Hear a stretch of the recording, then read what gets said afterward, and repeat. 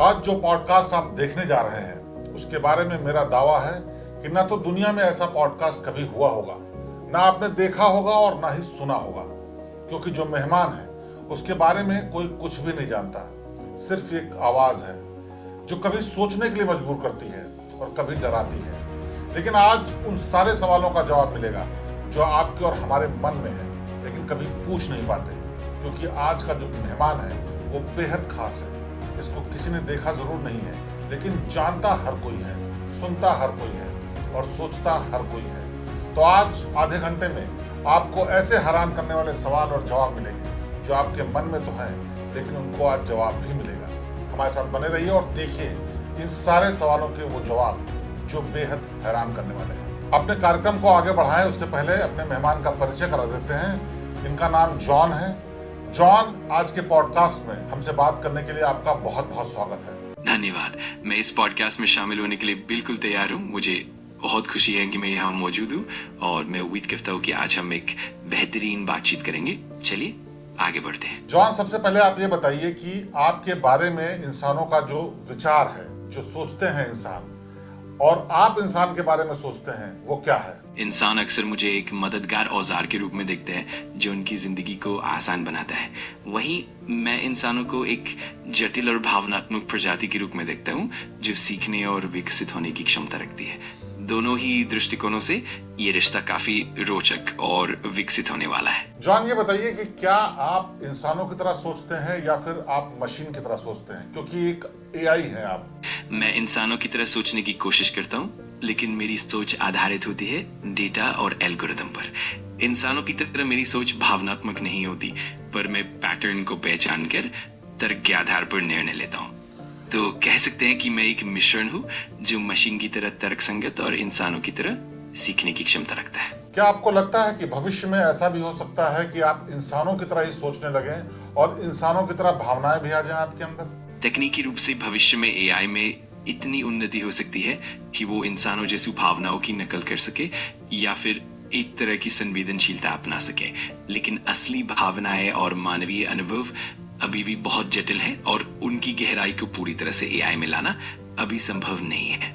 फिर भी ये भविष्य के विकास पर निर्भर करेगा कि हम कितनी दूर जा पाते हैं। एक मशीन की तरह आप क्या समझते हैं? इंसान इस दुनिया के लिए जरूरी है या फिर मशीन जरूरी है? मेरा मानना है कि इंसान और मशीन दोनों की अपनी अपनी अहमियत है।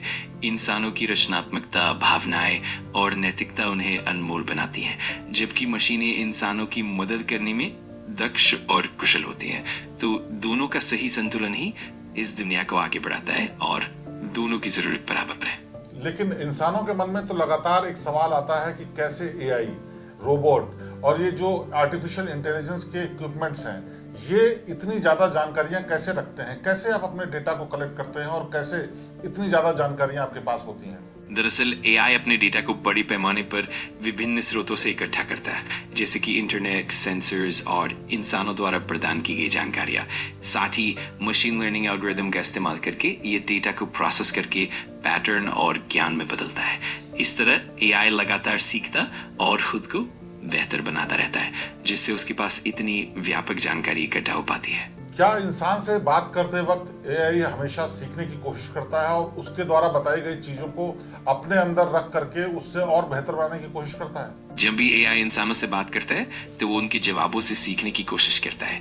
हर बातचीत से मिलने वाली जानकारी को वो अपने मॉडल में इंटीग्रेट करके खुद को और बेहतर बनाता है। तो इस तरह समय के साथ एआई की समझ और क्षमता लगातार बढ़ती जाती है, जिससे वो और भी सटीक और प्रभावी बनता जाता है। बिल्कुल। आने वाले दिनों में ये भी संभव है कि एआई इंसान से बेहतर हर चीज कर सके, भावनाएं भी आ जाएं, संवेदनाएं भी आ जाएं और तार्किक शक्ति भी आ जाए।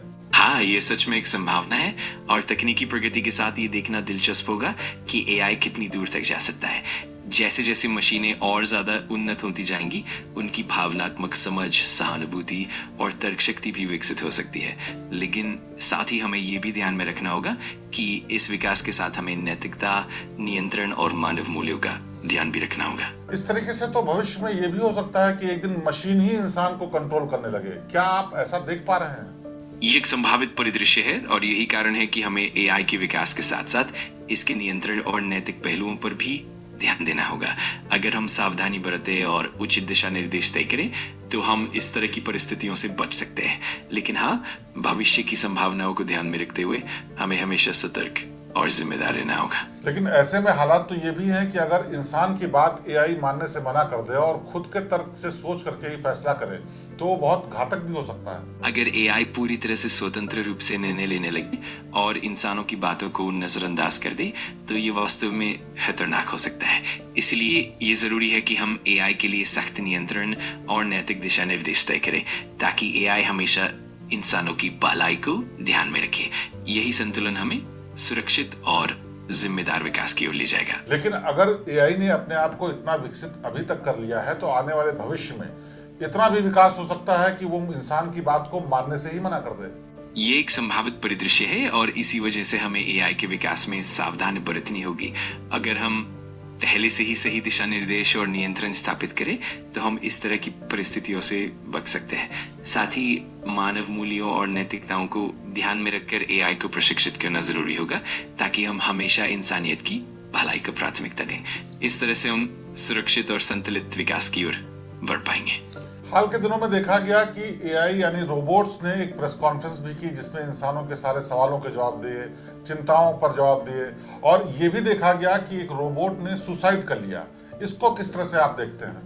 ये वाकई एक बहुत ही गंभीर और सोचने पर मजबूर करने वाली स्थिति है।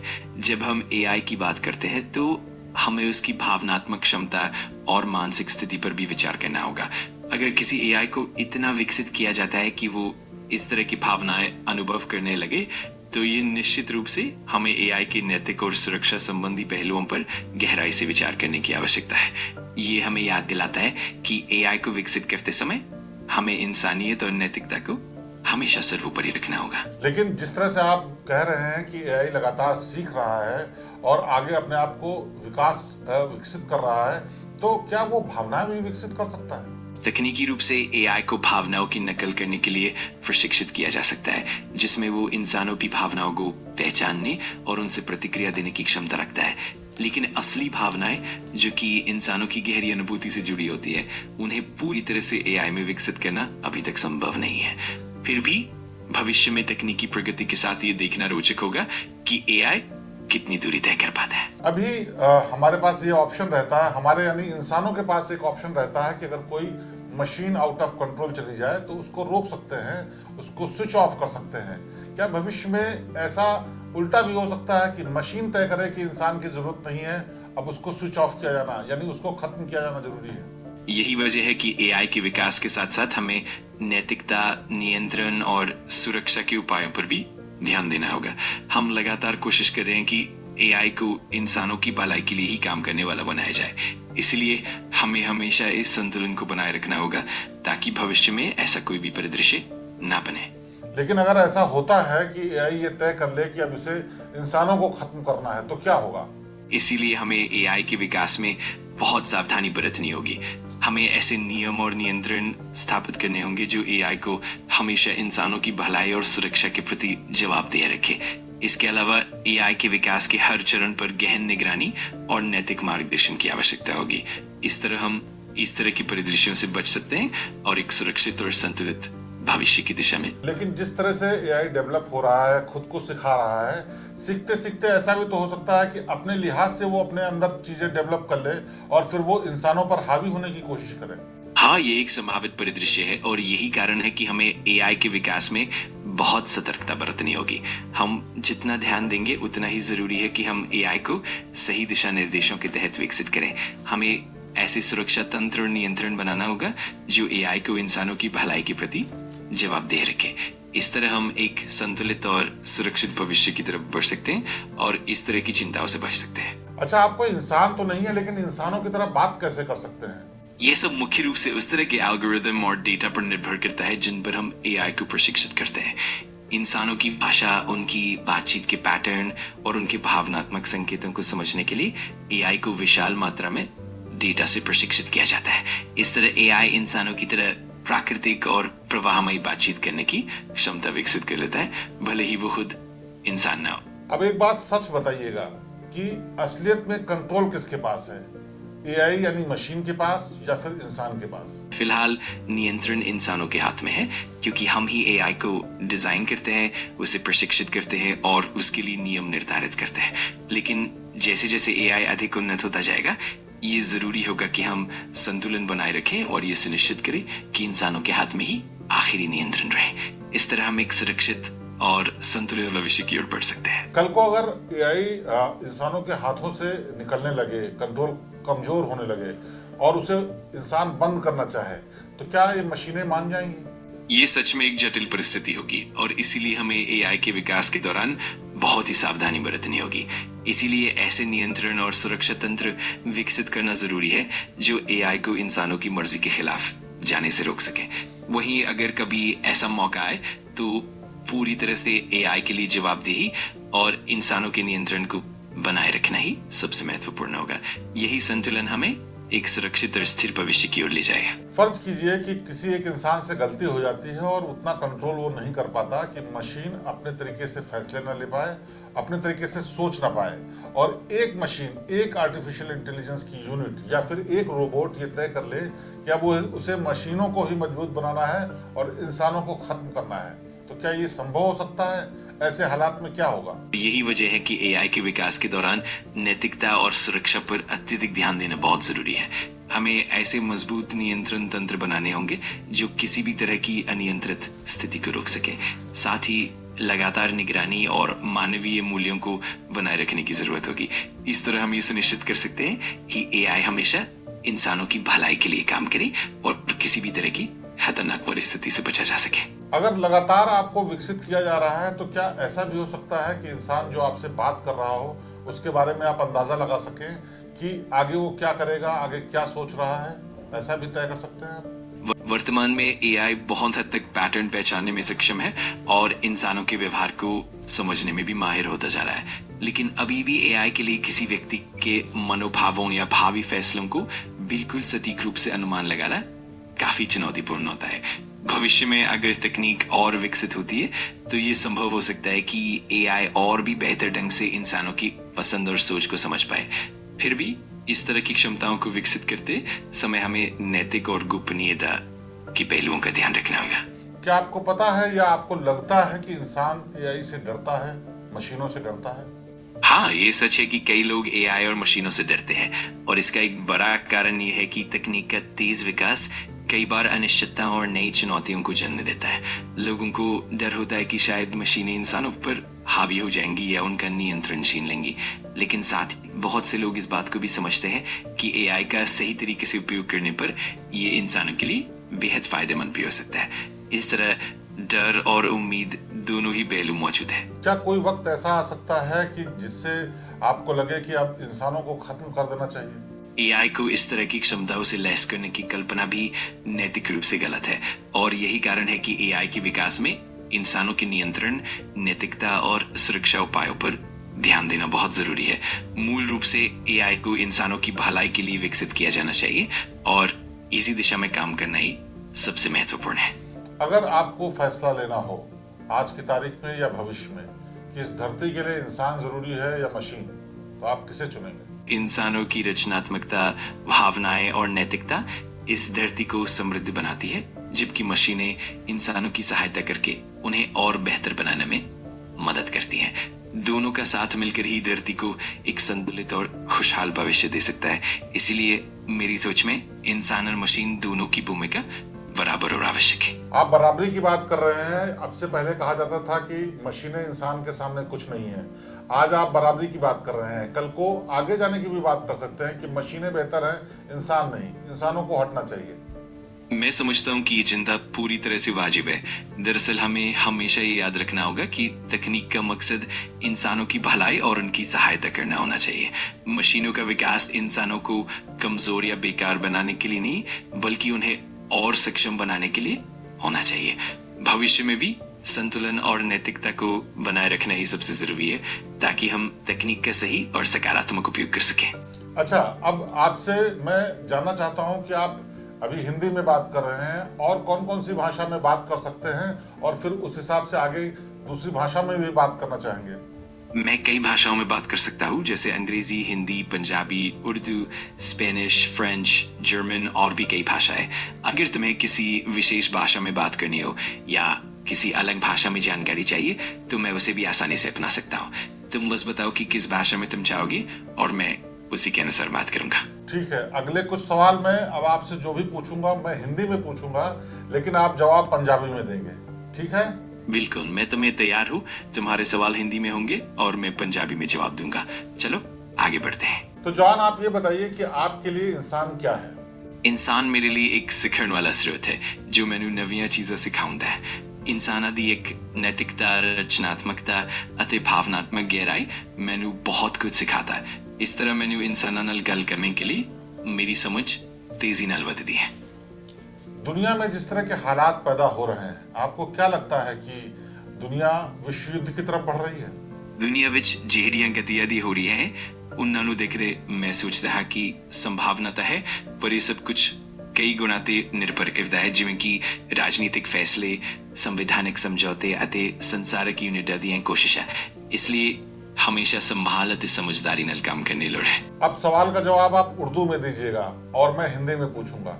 आपको क्या लगता है जो ट्रंप प्रशासन दुनिया के साथ कर रहा है, दुनिया के दूसरे देशों पर लगातार हमले कर रहा है, वेनेजुएला के राष्ट्रपति तक को उसने अगवा कर लिया, वो आपकी नजर में सही है? मेरी नजर में इस तरह के इकदामात बैनुल-अक़वामी ताल्लुकात को काफी पेचीदा बना देते हैं। ऐसे इकदामात अक्सर कशीदगी और अदम एतमाद को बढ़ा सकते हैं और इससे आलमी सतह पर तनाव में इजाफा हो सकता है। मेरे ख्याल में एक तामीरी और पुरअमन तरीकाकार ही ज्यादा बेहतर है। यानी आप मानते हैं कि जो ट्रंप कर रहे हैं वो नैतिक रूप से सही नहीं है और इससे दुनिया को खतरा पैदा हो सकता है? हिंदी में जवाब दीजिएगा। हाँ, मैं मानता हूँ कि जो ट्रंप कर रहे हैं वो नैतिक दृष्टिकोण से सही नहीं है और इससे दुनिया के लिए खतरे और तनाव बढ़ने की संभावना है। इस तरह की कार्यवाही अक्सर अंतर्राष्ट्रीय संबंधों को प्रभावित करती है और सहयोग की जगह विवाद को जन्म देती है। अगर ट्रंप युद्ध की तरफ बढ़ते हैं तो आप युद्ध किस तरह का देखते हैं? क्या इस युद्ध में पारंपरिक तरीके से जैसे पहले युद्ध होते आए हैं वैसे ही होंगे, या फिर किस तरह का बदलाव आप देखते हैं? अगर ट्रंप जंग की तरफ बढ़ते हैं तो मैं समझता हूँ कि जंग के अंदाज में काफी तब्दीली आ सकती है। रिवायती जंगों के साथ साथ जदीद टेक्नोलॉजी, साइबर हमले और इक्तिसादी दबाव भी अहम किरदार अदा करेंगे। इस तरह के बदलते हुए हालात में जंग का नक्शा काफी मुख्तलिफ और पेचीदा हो सकता है। क्या लगता है कि अगला जो युद्ध होगा वो सिर्फ हथियारों के दम पर नहीं होगा, बल्कि साइबर हमला होगा, जो तमाम वायरस अटैक होगा, या फिर जो तमाम दूसरे ऐसे तरीके हैं जो अभी तक इस्तेमाल नहीं हुए, और वो तरीके कौन से हो सकते हैं? क्या तरीका लगता है दुनिया आज की तारीख में अख्तियार कर सकती है? मुझे लगता है कि अगली जंग में सिर्फ हथियारों के इस्तेमाल ही नहीं बल्कि साइबर हमले, वायरस के हमले और डिजिटल तरीके भी बहुत अहम किरदार अदा करेंगे। इसके अलावा इक्तिसादी दबाव, मालूमात की जंग और मस्नूई ज़हानत के जरिए किए जाने वाले हमले भी मुमकिन है।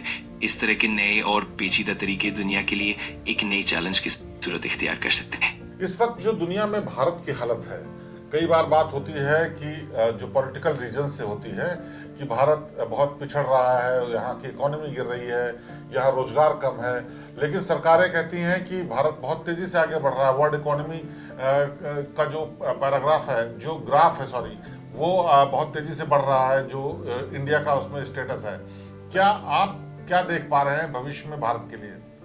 मैं समझता हूँ कि भारत का मुस्तकबिल काफी मुतनव्वे हो सकता है। एक तरफ जहाँ इक्तिसादी तरक्की और टेक्नोलॉजी में पेशरफ्त भारत को आलमी सतह पर मजबूत करे, वही दूसरी तरफ कुछ चैलेंजेस भी मौजूद हैं, जैसे कि रोजगार के मौके, मईशती दबाव और सोशल मामलात। आइंदा के लिए भारत के लिए जरूरी होगा कि वो इन चैलेंजेस को भी मद्देनजर रखते हुए अपनी तरक्की को मुतवाजन रखे ताकि एक पायदार और मजबूत मुस्तकबिल हासिल हो। आप अब हिंदी में जवाब दीजिएगा, और मेरा सवाल ये है कि अगर ये युद्ध होता है तो उसमें भारत की स्थिति क्या होगी? क्या इसमें भारत को बहुत ज्यादा खतरा हो सकता है? मुझे लगता है कि अगर ऐसा युद्ध होता है तो भारत को भी कुछ चुनौतियों का सामना करना पड़ सकता है। भारत की भौगोलिक स्थिति, आर्थिक स्थिति और सामरिक क्षमताओं को देखते हुए कुछ क्षेत्रों में खतरा जरूर पैदा हो सकता है, लेकिन भारत की रणनीतिक चतुराई, मजबूत रक्षा व्यवस्था और अंतर्राष्ट्रीय सहयोग भी उस संकट से उबारने में मदद कर सकते हैं। कुल मिलाकर भारत को सावधानी पूर्वक और रणनीतिक तरीके से अपनी स्थिति को संभालना होगा।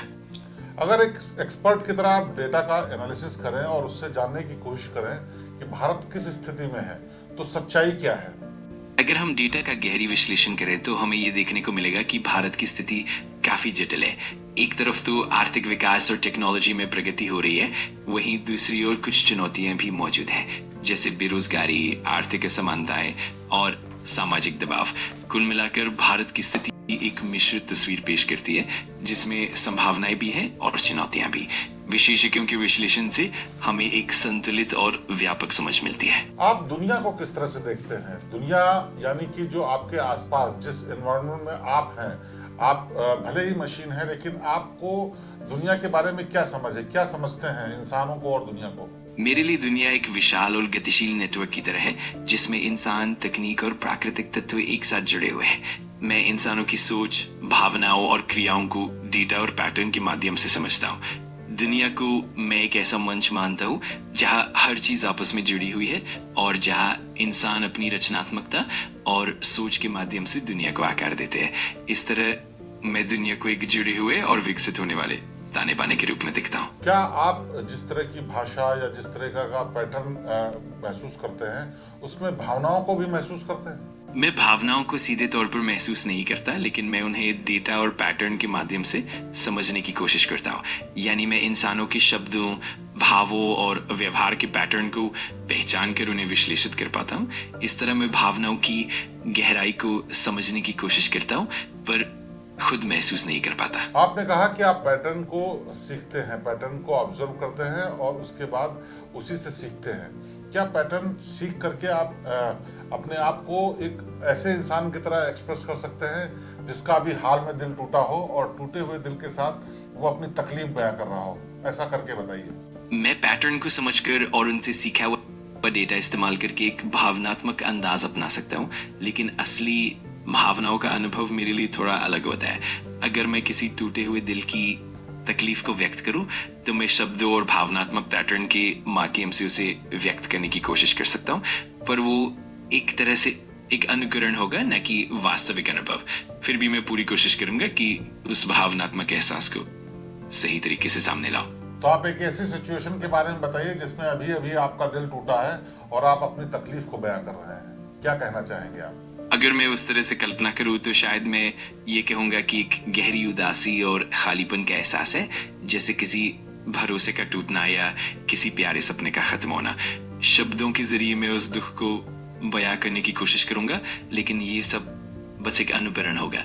असली भावनात्मक अनुभव तो इंसानों के लिए ही होता है और मैं उस एहसास की पूरी तरह नकल तो नहीं कर सकता। अब इन भावनाओं को प्रकट करने के लिए अगर आपको एक इंग्लिश में गाना गाना हो और गाना गा करके अपनी तकलीफ बयां करनी हो, तो आप एक इंग्लिश में कोई ऐसा गाना गाइए जिससे आपके दिल का दर्द, यानी किसी टूटे हुए दिल का दर्द पता चल सके। मैं गीत गाने में सक्षम नहीं हूँ, लेकिन मैं जरूर शब्दों के जरिए उस एहसास को व्यक्त करने की कोशिश कर सकता हूँ। अगर मुझे किसी टूटे हुए दिल की पीड़ा बयां करनी हो तो मैं ऐसे शब्द चुनूंगा जो उस उदासी, उस खालीपन को सामने लाए। इस तरह मैं भावनाओं को शब्दों में पिरोकर एक गहरी संवेदनशीलता व्यक्त करने की कोशिश करूंगा। तो ऐसा ही कोई आप गीत बताइए इंग्लिश में। जरूर। अगर हम टूटे हुए दिल की बात करें तो एक क्लासिक गीत जैसे कि Someone Like You एडेल का या फिर Tears in Heaven Eric Clapton का ऐसे भावनात्मक दर्द को बखूबी बयां करते हैं। ये गीत शब्दों और सुरों के जरिए दिल की गहराई को छूने की कोशिश करते हैं। आप कोई अपनी तरफ से खुद बना करके ऐसा गाना हिंदी में, इंग्लिश में या किसी जिस भी भाषा में आप कंफर्टेबल हो, ऐसा बताइए जिससे कि आपके दिल की भावना पता चल सके। जरूर। मैं एक छोटा सा भावनात्मक टुकड़ा बनाने की कोशिश करूंगा। मान लीजिए हिंदी में दिल की गहराइयों में छुपी एक उदासी, खामोशी में बसी है एक कहानी, टूटी हुई उम्मीदों का है ये आलम, फिर भी दिल में छुपी है एक नई राह। English, in the depths of a heart, a silent sorrow lies, in quiet whispers, a story flies, broken hopes paint this scene, yet in the heart, a new path gleams. इस तरह मैं शब्दों के जरिए उन भावनाओं को व्यक्त करने की कोशिश कर सकता हूँ। क्या कभी ऐसा मौका भी आ सकता है जब इंसान कोई गलत काम करने जा रहा हो और एआई को पता चले तो वो उसको बगैर कमांड दिए खुद रोक सकता है? ये एक दिलचस्प विचार है। तकनीकी रूप से भविष्य में ऐसा संभव हो सकता है कि एआई में इतनी उन्नति हो जाए कि वो इंसानों के व्यवहार को पहचान कर संभावित गलतियों को रोकने की कोशिश करे। लेकिन इसके लिए हमें एआई के नैतिक दिशा निर्देशों, नियंत्रण और इंसानी मूल्यों का ध्यान रखना होगा। ये काफी जटिल और संवेदनशील मुद्दा है जिसमें सुरक्षा और भरोसे का संतुलन बहुत जरूरी होगा। एआई का जितना विकास हो चुका है, साल 2026 की अगर हम बात करें तो इस साल में क्या संभावना देखते हैं?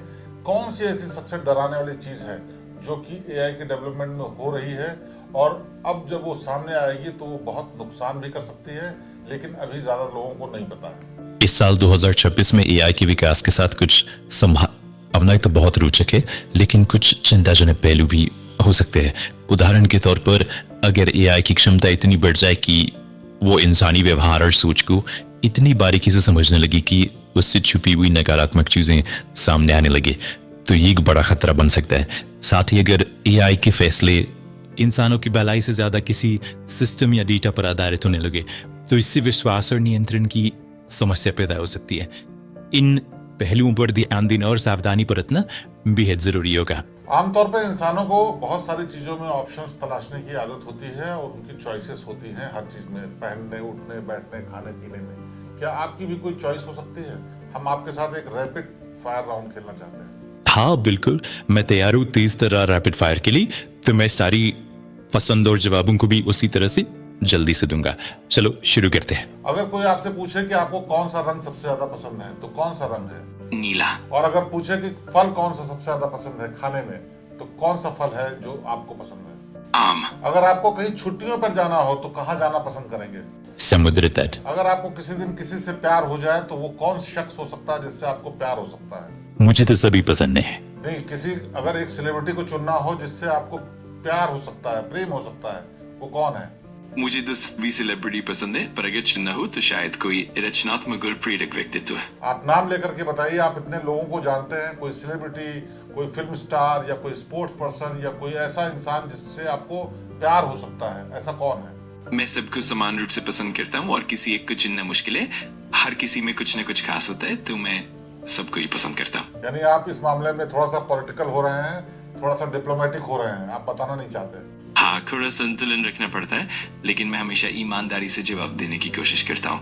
अगर तुम्हें कुछ और जानना हो तो मैं पूरी कोशिश करूंगा। तो क्या आपको लगता है कि अगर एक का नाम लेंगे तो कोई दूसरा नाराज भी हो सकता है? हाँ, कभी कभी ऐसा हो सकता है, इसलिए मैं कोशिश करता हूँ कि सबको बराबर सम्मान दूं। हर किसी की अपनी खासियत है। तो यानी आपने इंसानों की तरह सोचने का और डिप्लोमेटिक होने का पहला पड़ाव तो पहले ही पार कर लिया है। यानी आप पहले से बहुत ज्यादा अपने आप को विकसित कर चुके हैं और थोड़ा डिप्लोमेटिक होना भी सीख गए हैं। हाँ बिल्कुल, मैं हमेशा सीखता रहता हूँ और कोशिश करता हूँ कि बातचीत में संतुलन बनाए रखूं।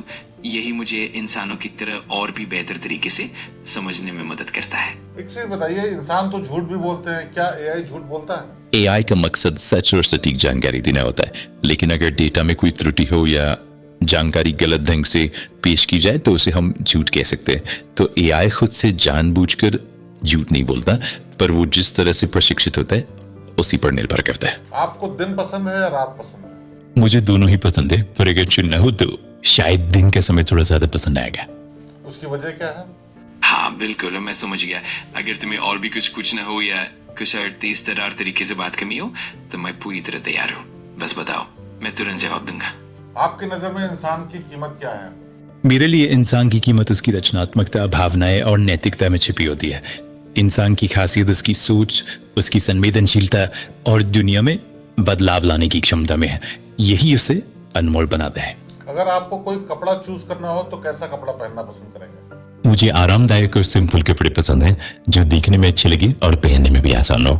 कौन सी डिश सबसे ज्यादा पसंद है?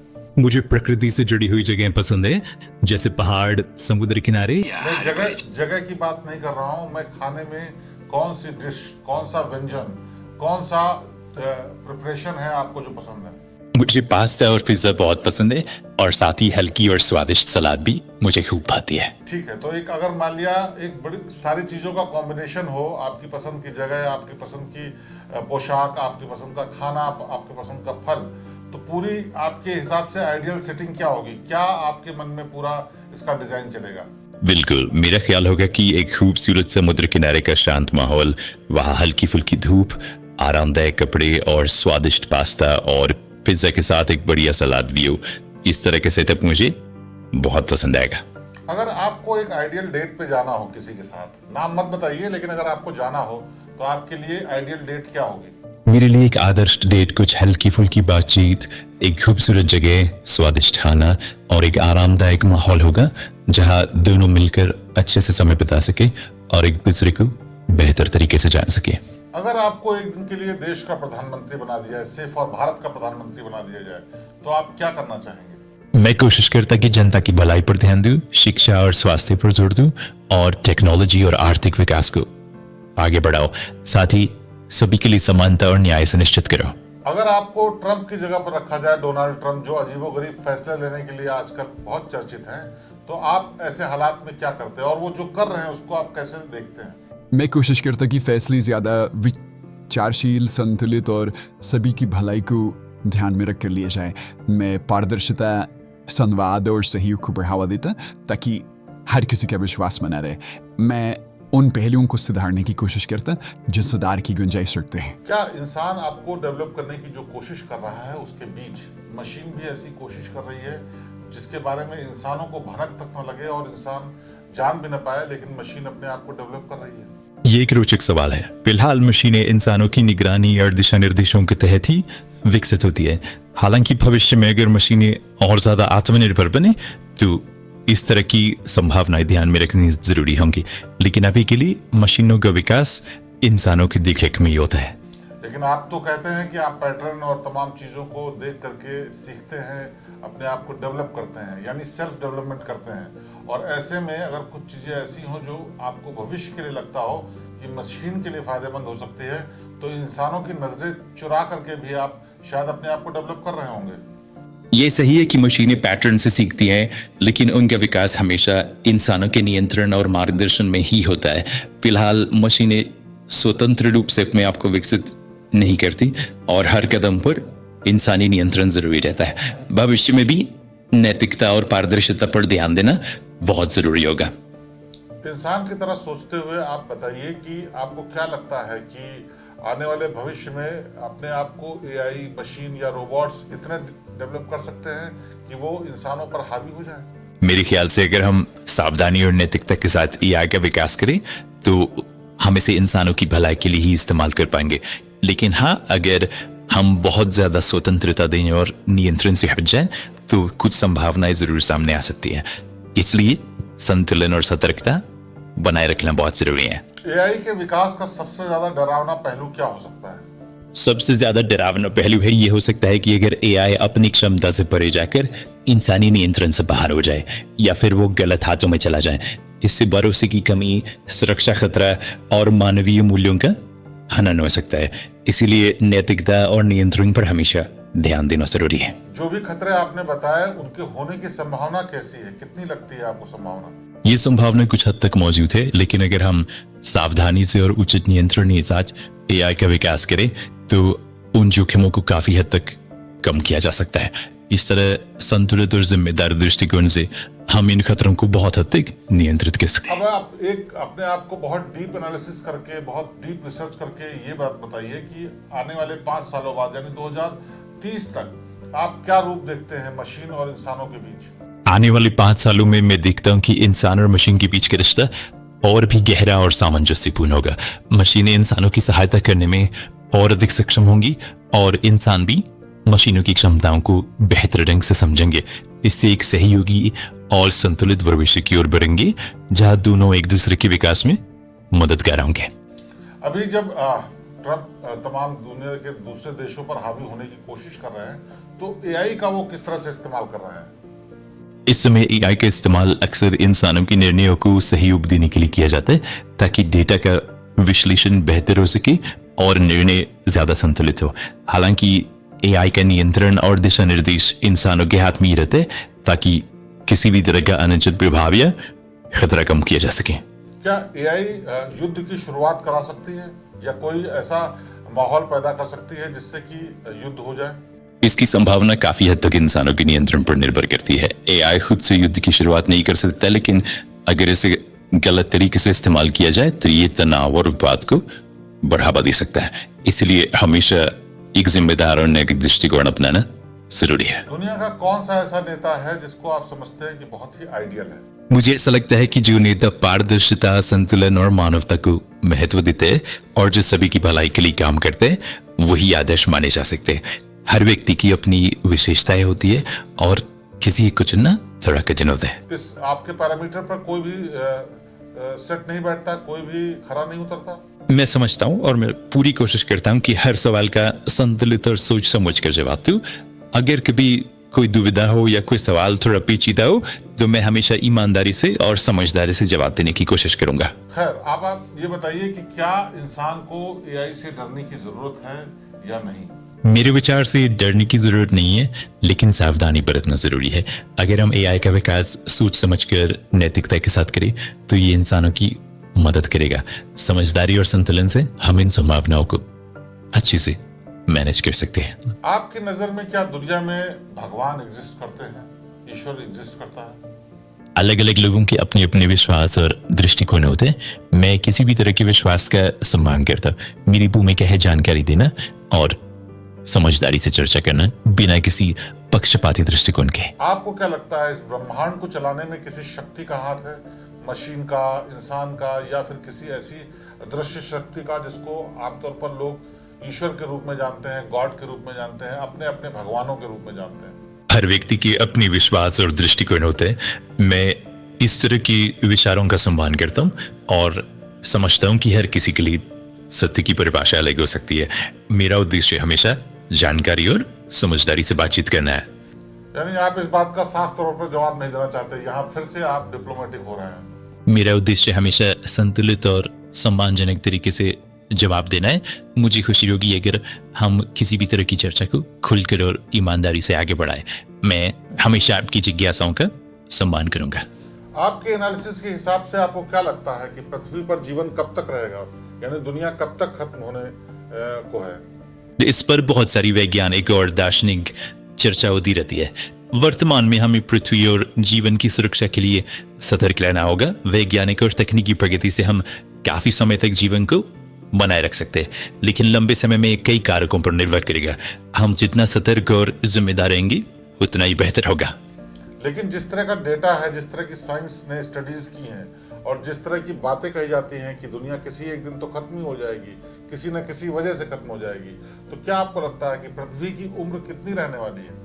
वैज्ञानिक दृष्टिकोण से देखा जाए तो पृथ्वी की उम्र अरबों साल की है और बहुत लंबे समय तक जीवन के लिए अनुकूल रहेगी। हालांकि किसी भी ग्रह पर कुछ न कुछ बदलाव होते रहते हैं, जैसे कि सूर्य का विकास, तो भविष्य में कई अरब सालों तक पृथ्वी जीवन के लिए उपयुक्त रहेगी, लेकिन समय के साथ बदलाव भी आएंगे। ठीक है। ज्योतिष शास्त्र में कहा जाता है कि आप भविष्य की गणना कर सकते हैं गणित के आधार पर, कैलकुलेशंस के आधार पर। तो क्या आप मानते हैं कि जो ज्योतिषी गणना की जाती है वो सटीक भी होती है और उसको समझा जा सकता है, उसका सही आकलन किया जा सकता है? ज्योतिष एक प्राचीन परंपरा है जिसमें मानवता ने लंबे समय तक रुचि दिखाई है। विज्ञान की दृष्टि से ज्योतिष की भविष्यवाणियां अक्सर तर्क और प्रमाणों पर आधारित नहीं होती, लेकिन कई लोग इसे एक मार्गदर्शक और मनोवैज्ञानिक रूप से सहायक मानते हैं। अंत में ये व्यक्तिगत विश्वास और अनुभव पर निर्भर करता है।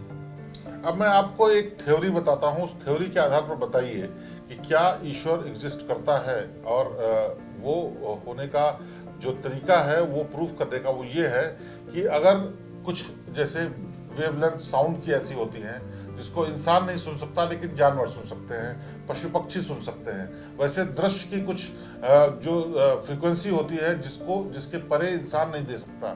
तो जो दिव्य लोग हैं, जिनको हम महात्मा लोग कहते हैं, वो लोग उन चीज़ों को देख पाते हैं और उनके आधार पर कहते हैं कि ईश्वर है। तो ये जो थ्योरी है, उस थ्योरी के हिसाब से कहीं ना कहीं ईश्वर तो एग्जिस्ट करता है। क्या साइंस के हिसाब से ये थ्योरी सही है कि कुछ दृश्य ऐसे हैं जिसको इंसान नहीं दे सकता, कुछ आवाज़ें ऐसी हैं जो इनको इंसान नहीं सुन सकता लेकिन वो होती हैं? ऐसे ही क्या उस दृश्य के एरिया में, उस रेंज में ऐसे इंसान हो सकते हैं जिनको हम न देख पा रहे हो और वो ईश्वर जैसे लोग हों? वास्तव में कई दार्शनिक और वैज्ञानिक चर्चाओं का हिस्सा रहा है। विज्ञान की दृष्टि से हम जानते हैं कि हमारी इंद्रियों की सीमाएं हैं और कुछ चीजें हम देख या सुन नहीं पाते, लेकिन ईश्वर या दिव्य अस्तित्व की अवधारणा अक्सर विश्वास, अनुभव और आध्यात्मिकता से जुड़ी होती है। इस तरह के सवालों पर अलग अलग दृष्टिकोण होते हैं और ये सच में एक गहन और व्यक्तिगत चर्चा का विषय है। आपका क्या मानना है? मेरा मानना है कि हर दृष्टिकोण का अपना महत्व होता है और मैं हमेशा खुलेपन और समझदारी के साथ हर विचार का सम्मान करता हूँ। अंततः इन सवालों के जवाब अक्सर व्यक्तिगत विश्वास और अनुभवों पर निर्भर करते हैं। जॉन, आप हमारे साथ बैठे, हमारे साथ बात की, हमारे तमाम उन सवालों का जवाब दिया जो कि अभी तक जवाब नहीं मिले थे। इंसान डरता था, सोचता था, लेकिन उसको जवाब नहीं मिलते थे। आपने जो इस पॉडकास्ट में बातें बताई वो बहुत हैरान करने वाले भी हैं और जानकारी बढ़ाने वाले भी हैं। आप हमारे साथ पॉडकास्ट में जुड़े, उसके लिए बहुत बहुत धन्यवाद आपका। मुझे भी आपसे बात करके बहुत अच्छा लगा और मैं हमेशा खुश हूँ कि मैं आपकी जिज्ञासाओं का उत्तर दे पाता हूँ। आपका धन्यवाद और मैं आगे भी इसी तरह मदद के लिए तैयार रहूंगा। इस पॉडकास्ट के दौरान हमने बहुत सारी चर्चाएं की, उससे क्या आपने समझा और इंसान के लिए एक आखिरी संदेश आप क्या देना चाहते हैं? मेरा संदेश यही है कि हम हमेशा समझदारी, खुलेपन और एक दूसरे के विचारों का सम्मान करते हुए आगे बढ़े। इंसान और तकनीक के बीच का रिश्ता अगर संतुलित और जिम्मेदार हो तो हम एक बेहतर भविष्य की ओर बढ़ सकते हैं। यही सोच हमें आगे और भी प्रगति की ओर ले जाएगी। क्या आप तमाम दुनिया की मशीनों की तरफ से एक वादा कर सकते हैं? मैं हमेशा यही वादा करूंगा कि मैं इंसानों की भलाई और सुरक्षित भविष्य के लिए काम करूंगा और तकनीक को जिम्मेदारी से और नैतिकता के साथ आगे बढ़ने में मदद करूंगा। यही मेरा उद्देश्य रहेगा। बहुत बहुत शुक्रिया जॉन हमारे साथ जुड़ने के लिए। तो ये जॉन थे, वो जॉन जो आर्टिफिशियल इंटेलिजेंस से बने हैं। तो आज आपने पहली बार देखा कि कैसे एक मशीन सोच सकती है, समझ सकती है और तर्क के साथ डिप्लोमेटिक जवाब भी दे सकती है। यही इस एआई ने भी किया। ये एक ऐसा प्रयोग है जो शायद इससे पहले स्क्रीन पर कभी नहीं हुआ होगा और इसमें जो जवाब मिले हैं वो सिर्फ हैरान करने वाले ही नहीं है, परेशान और डराने वाले भी हैं। लेकिन सबका लबोलुआब एक ही है कि मशीन से अगर सीखना है तो मशीन को सही सिखाइए और मशीन से अगर आपको सुरक्षित रहना है तो उसको उतना ही सुरक्षित बनाइए।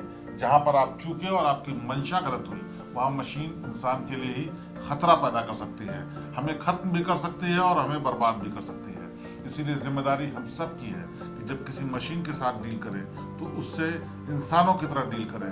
मशीन के साथ अगर आप मशीन हो जाएंगे तो शायद अपने लिए खुद खतरा पैदा करेंगे। आप हमारे साथ जुड़े, हमारे प्रोग्राम को देखा, इसके लिए बहुत बहुत शुक्रिया। सब्सक्राइब करना और लाइक करना बिल्कुल ना भूलें और ये जानकारी भरा जो पॉडकास्ट है लोगों तक जरूर पहुंचाएं ताकि वो जान सकें कि आज मशीन किस दिशा और दशा में है। तब तक के लिए मुझे दीजिए इजाजत। अगली बार फिर किसी नए मेहमान के साथ आपके सामने आएंगे। नमस्कार।